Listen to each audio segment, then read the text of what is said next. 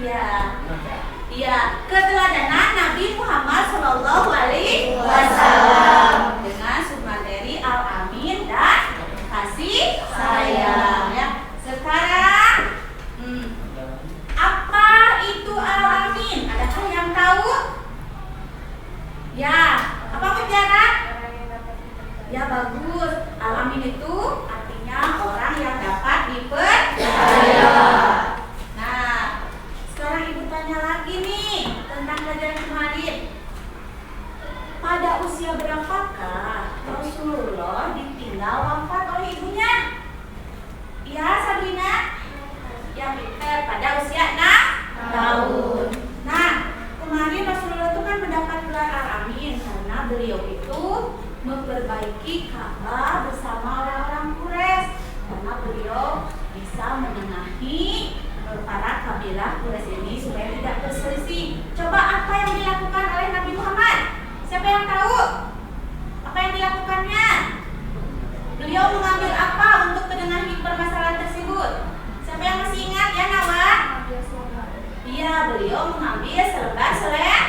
Nah, Hajar Aswad yang dipermasalahan itu beliau simpan di tengah-tengah selendang tersebut, dan kemudian beliau menyuruh para pemuka kabilah itu untuk mengangkat selendang tersebut bersama-sama. Ya. Pada usia berapa tahun itu? Berapa? Iya, 35 tahun ya. Nah, sekarang siapa yang tahu siapa putrinya Rasulullah? Ajukan tangannya. Ya, Cika? Ya, bagus. Siti Fatimah. Nah, sekarang siapa cucunya Rasulullah yang sangat disayangi oleh Rasulullah? Ya, Marpen? Ya, pinter. Hasan dan Husain. Ya. Nah, hari ini kita akan belajar tentang kepedulian Rasulullah terhadap lingkungan dan Rasulullah sebagai rahmatan lil alamin, atau Rasulullah itu sebagai pembawa rahmat bagi alam semesta. Ya.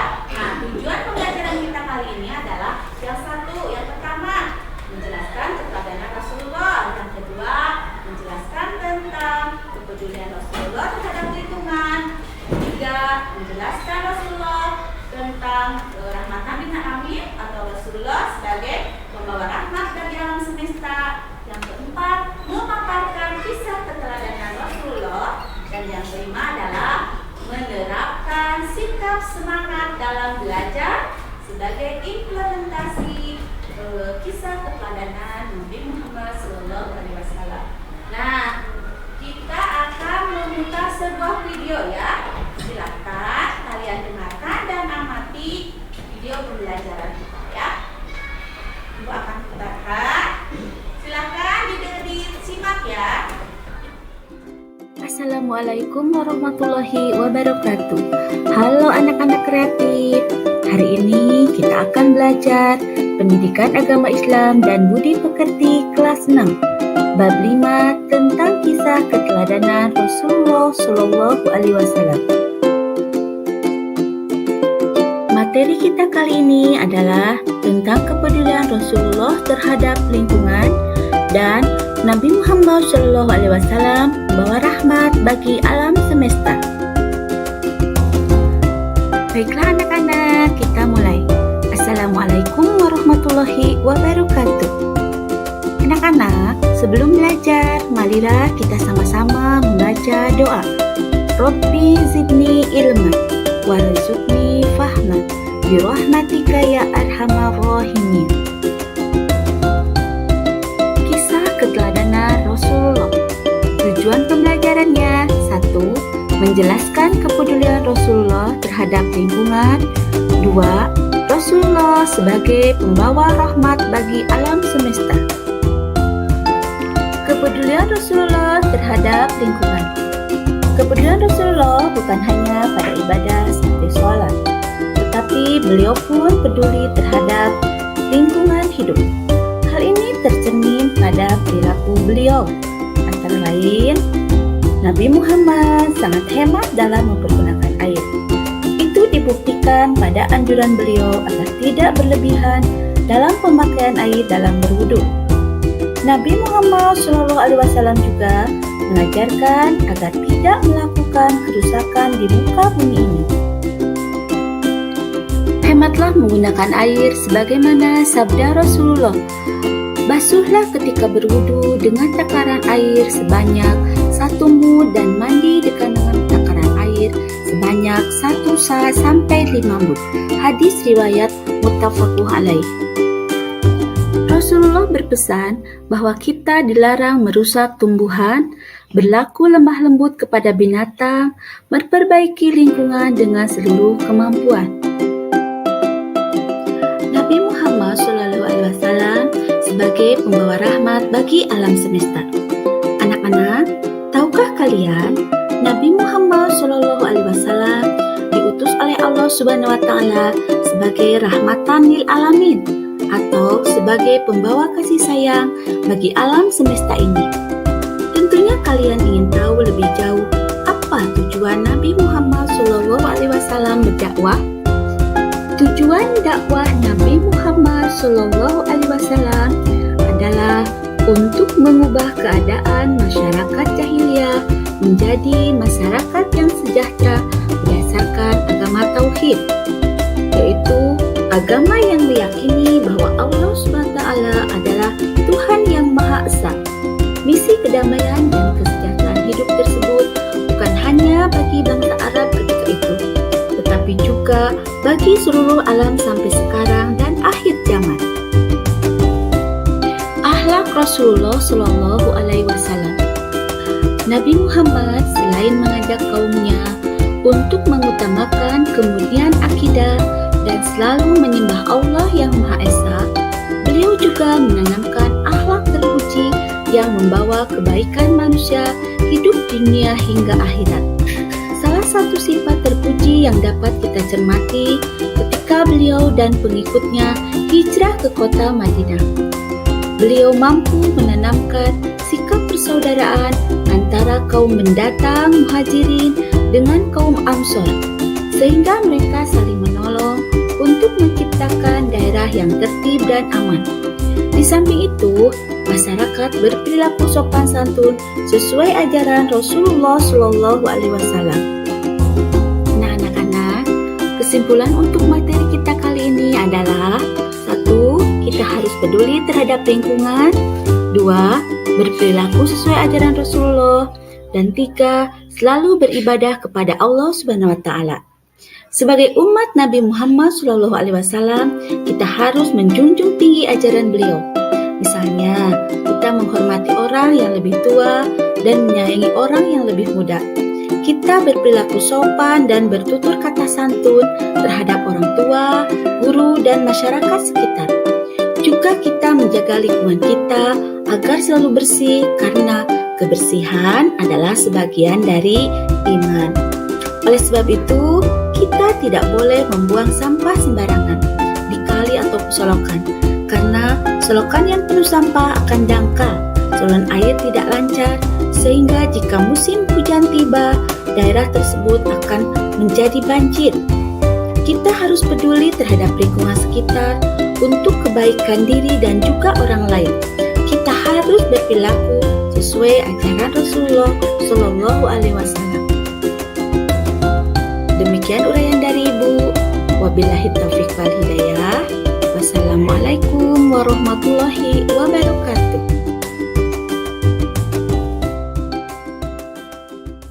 Kalian barusan sudah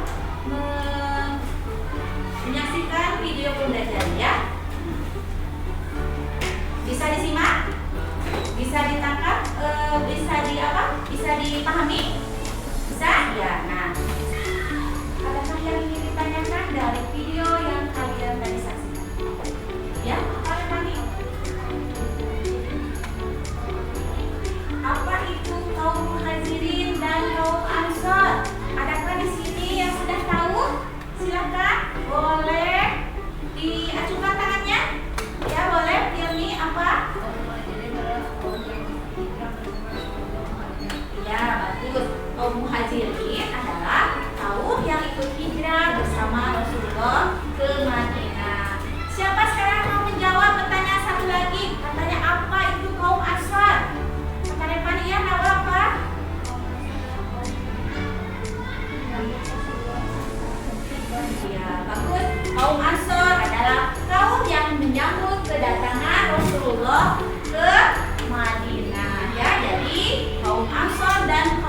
muhajirin ini saling kemudian bersaudara. Jadi kenapa Rasulullah hijrah? Karena beliau di Mekah mendapat sekali banyak tantangan dan juga Allah menyuruh Rasulullah untuk hijrah ke Madinah ya.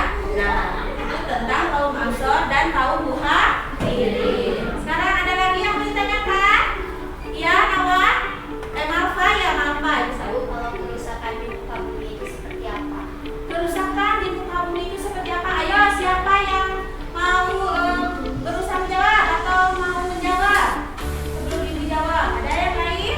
Ayo, boleh jangan ragu-ragu, aku saja boleh diungkapkan pendapatnya.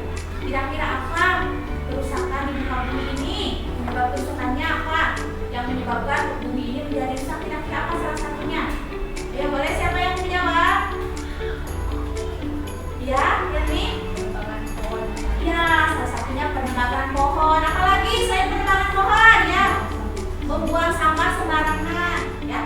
Nah, sekarang ibu akan memberikan, ibu kan sudah kemarin juga membagi kelompok kalian ya ke dalam beberapa kelompok diskusi. Sekarang kalian sudah duduk berkelompok, ada 5 kelompok.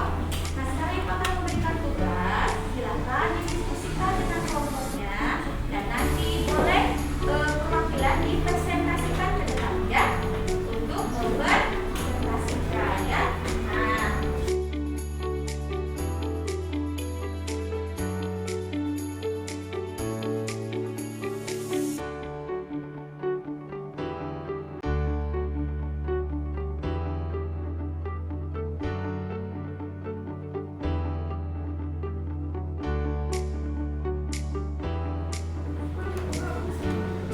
sudah diskusinya anak-anak? Kalau sudah, sekarang silakan nanti satu orang untuk mempresentasikan ke depan ya.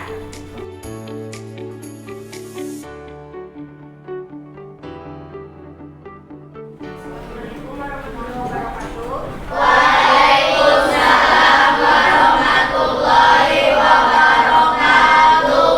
Saya perwakilan dari kelompok 1 akan mempresentasikan diskusi kelompok. Yang satu, faktor apa saja yang membuat lingkungan menjadi rusak dan dapat kembali secara liar. Yang kedua, hal apa saja yang bisa dilakukan untuk memelihara lingkungan, tidak membuang sampah sembarangan. Yang ketiga, apa tujuan dakwah Rasulullah SAW pada umat manusia untuk membenarkan manusia kembali.